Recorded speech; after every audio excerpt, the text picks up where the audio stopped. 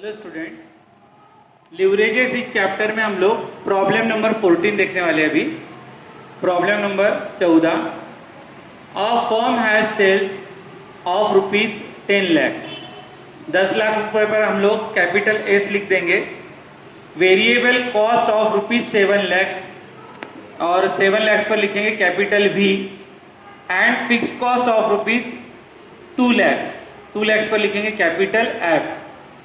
And a debt of rupees 5 lakhs at the rate 10%। अपने को यहाँ पर लोन का अमाउंट दिया हुआ है 5 लाख और रेट ऑफ इंटरेस्ट दिया हुआ अपने को 10%। What are the operating, financial and combined leverage, तीनों लीवरेज पूछा है अपने को। If the firm wants to double, ये एक नया पॉइंट है हमारे लिए। If the firm wants to double its earning before interest and tax, यानी उनको EBIT क्या होना है, दुगुना होना है।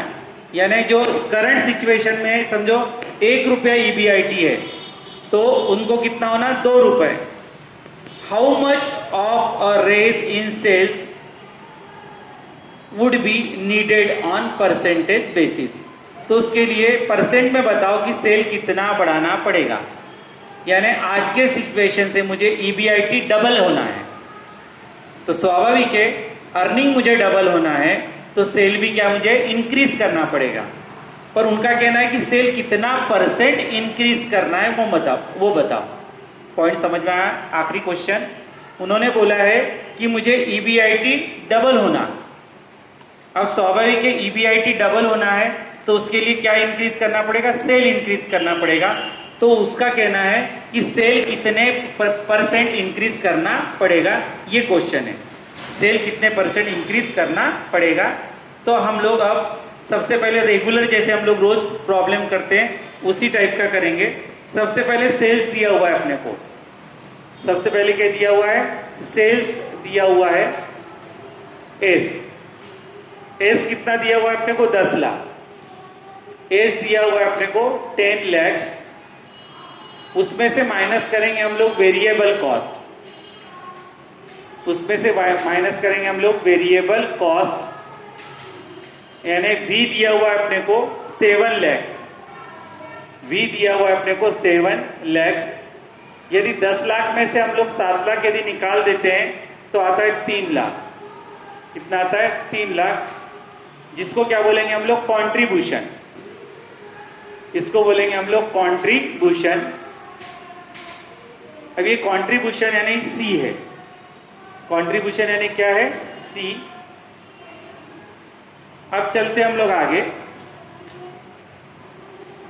यानी S minus V equal to C. C में से माइनस करेंगे हम लोग फिक्स कॉस्ट, फिक्स्ड कॉस्ट यानी एफ। फिक्स कॉस्ट यानी एफ। फिक्स कॉस्ट दिया अपने को 2 लाख, फिक्स कॉस्ट दिया अपने को 2 लैक्स। अब 2 लाख को यदि माइनस करते हैं तो क्या बनता है, 1 लाख बचता है अपना। और जो है हमारा earning before interest and tax, ये हमारा earning before interest and tax. Earning before interest and tax, जिसको हम बोलते हैं EBIT। Earning before interest and tax, EBIT। अब इसमें से हम लोग इंटरेस्ट को माइनस करेंगे। किसको माइनस करेंगे हम लोग, इंटरेस्ट को। इंटरेस्ट के लिए अपने को लोन अमाउंट भी दिया हुआ है और परसेंटेज भी दिया हुआ है। तो यहां पर हम लिखेंगे 5 lakhs, rupees 5 lakhs into 10%। Rupees 5 lakhs into 10% तो हमारा आ जाएगा 50,000। 50,000 हमारा क्या आ गया, इंटरेस्ट आ गया। अब इसको माइनस करते तो कितना बचता है, 50,000। ये हो गया हमारा अर्निंग बिफोर टैक्स। ये होगा हमारा earning before tax. Earning before tax, जिसको बोलेंगे हम लोग EBT। जिसको क्या बोलेंगे हम लोग, EBT। अब EBT हो गया हमारा। इसके आगे हमारे पास कोई इंफॉर्मेशन नहीं है टैक्स के मामले में, इसलिए EAT वगैरह हम लोग नहीं निकाल सकते। तो यहीं पर हम लोग क्या करेंगे, प्रॉब्लम को क्लोज करेंगे। टेबल बंद करना है परंतु मिटाना नहीं है। अब निकालेंगे हम लोग number 1, degree of operating leverage. चालू हो जाओ। Number 1, degree of operating leverage. Degree of operating leverage, इसको ही हम लोग बोलते हैं DOL। DOL, और DOL का फॉर्मूला है C/EBIT। DOL इसका फॉर्मूला है C/EBIT। अब इसकी वैल्यू पुटअप करेंगे हम लोग। C है हमारा, C है, यहां पर भी आपने किया तो भी चलता है, समझो। यही मैं वैल्यू पुटअप करता हूं 3 लाख। कितना है? 3 लाख। C है, डिवाइडेड बाय क्या होना मुझे, EBIT 1 लाख। कितना है? 1 लाख। तो मेरा आंसर कितना आता है उसको डिवाइड करने के बाद 3 टाइम्स। कितना आ रहा है? 3 टाइम्स। ये हो गया हमारा एक वैल्यू हो गई। फिर हम लोग निकालेंगे next number 2, degree of financial leverage. Degree of financial leverage आप लोग शॉर्टकट में नहीं लिखोगे, आप पूरा लिखोगे DFL। DFL, और DFL का फॉर्मूला है, DFL का फॉर्मूला है EBIT अपॉन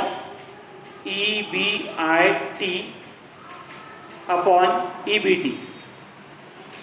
अब यहां पर EBIT आप लोग देख रहे हैं 1 लाख है। EBIT हमारा 1 लाख डिवाइडेड बाय EBT है 50,000। 50,000 यदि डिवाइड करते तो आता आपका 2 टाइम्स। कितना आता है? 2 टाइम्स। अब आगे चलते हम लोग, नंबर 3 पर आता है degree of combined leverage. Degree of combined leverage, इसको शॉर्टकट में बोलते हैं हम लोग DCL। क्या बोलते हैं हम लोग? DCL।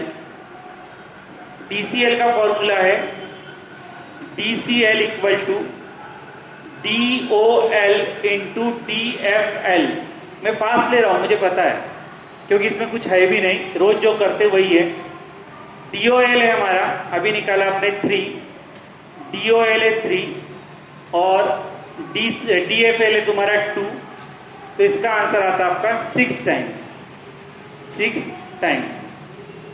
तो इस प्रकार से अब हमारा जो उन्होंने क्या बोले थे, जितनी भी वैल्यूज निकालने को बोली थी वो वैल्यूज हम लोगों ने निकाल दिए। अब हम लोग चलते हैं आगे। अब आप लोग लिखेंगे कंक्लूजन। टेबल को बंद कर दो बेटा। टेबल को बंद करने के बाद टेबल के नीचे लिखेंगे आप लोग conclusion.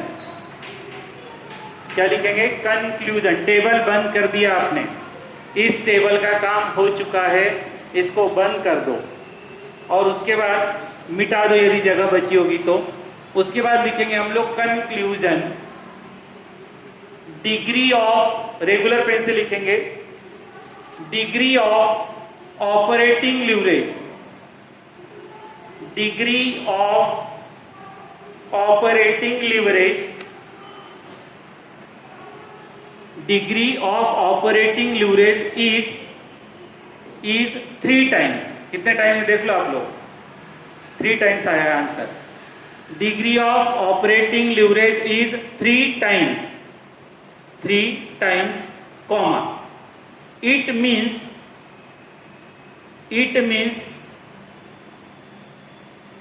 that increase, it means that increase in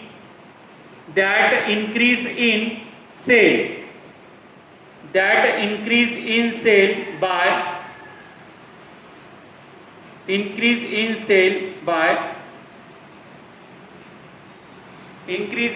by 100 divided by 3 लिखो। increase in sale by 100 divided by 3, 100 divided by 3 equal to आप इसको डिवाइड करके देखो तो देख कितना आता, 33.33%, 33.33% और 1/3 और 1/3 will be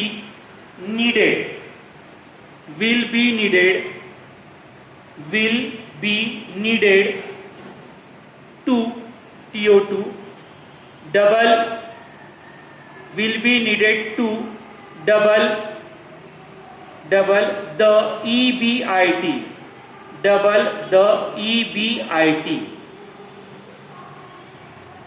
double the EBIT। तो मैंने क्या लिख कर दिया, EBIT मुझे डबल करना है। आप देख रहे हैं यहां पर EBIT अभी आपने निकाला है, कितना है, 1 लाख है। EBIT कितना है, 1 लाख, मुझे 2 लाख करना है यदि, तो सेल कितना बढ़ाना पड़ेगा, तो सेल मुझे 1/3 बढ़ाना पड़ेगा। कितना बढ़ाना पड़ेगा, 1/3, 1/3 बढ़ाना बोल दो, या 100 डिवाइडेड बाय 3 बोलो, या 33.33% बढ़ाना पड़ेगा। किसको बढ़ाना पड़ेगा, सेल को। सर ये कहां से लाया आपने 1/3, 33.33 या 100/3? वो मैंने अपने मन से नहीं लाया, 3 टाइम्स।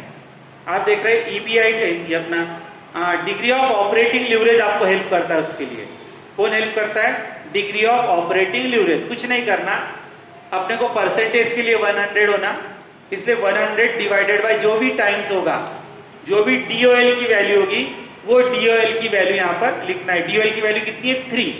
तो हमने क्या किया, 100 डिवाइडेड बाय 3 यानी 33.33%, यानी 1/3 होता उसका, यानी क्या होता 1/3। नहीं 1/3 समझता तो सिंपल करना 100 डिवाइडेड बाय DOL, तो DOL की वैल्यू कितनी है, 3, तो कितना होगा 33.33%। अब हम लोग देखेंगे वेरिफिकेशन। अब हम लोग क्या लिखने वाले हैं, वेरिफिकेशन। तो यहाँ पर टाइटल देंगे, कंक्लूजन हो गया मेरा। अब हम लोग लिख रहे हैं वेरिफिकेशन। आप लोग टाइटल देंगे वेरिफिकेशन, किसके बाद, कंक्लूजन के बाद टाइटल दे रहे हैं आप लोग वेरिफिकेशन। वेरिफिकेशन में अब यहाँ पर हम लोग टाइटल देंगे, वेरिफिकेशन हो गया, फिर लिखेंगे percentage of variable cost, percentage of variable cost, percentage of variable cost to sales, percentage of variable cost to sales. अब परसेंटेज निकालना तो इंटू 100 करना ही पड़ेगा, आसान है। वेरिएबल, यहाँ percentage of variable cost to sales बोला है, तो वेरिएबल कॉस्ट सबसे पहले लिखेंगे हम लोग, variable cost upon sales into 100। एक वेरिएबल का दूसरे वेरिएबल के साथ जब रेशियो बोलते हैं तो आसान रहता है, वेरिएबल कॉस्ट का सेल के साथ, तो वेरिएबल कॉस्ट ऊपर, सेल नीचे, परसेंट बोला है करके इंटू 100। अब हम लोग यहाँ पर वेरिएबल कॉस्ट कितनी है, तो ये टेबल में आपको दिख जाएगी। वेरिएबल कॉस्ट है हमारी 7 लाख, यहाँ पर लिखूंगा मैं वेरिएबल कॉस्ट 7 लाख। सेल्स आप लोग देख लो कितना है, 10 लाख। सेल्स कितना अपना 10 लाख इंटू 100 यदि आप करते हो तो परसेंटेज में आ जाएगा उसका 70% ऑन सेल, 70% ऑन सेल।